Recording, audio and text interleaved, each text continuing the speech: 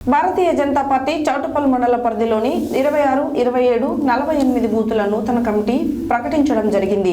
ఈ కార్యక్రమానికి ముఖ్య అతిథిగా జిల్లా ఉపాధ్యక్షులు రామలగోని శంకర్, పట్టణ అధ్యక్షుడు కంచర్ల గోవర్ధన్ రెడ్డి, జిల్లా కార్యదర్శి Battini Jangaiah, assembly convener rural జిల్లా ఓబీసీ కార్యదర్శి దాసోజు భిక్షమాచారి పాల్గొని ఏకగ్రీవంగా ఎన్నుకున్నారు.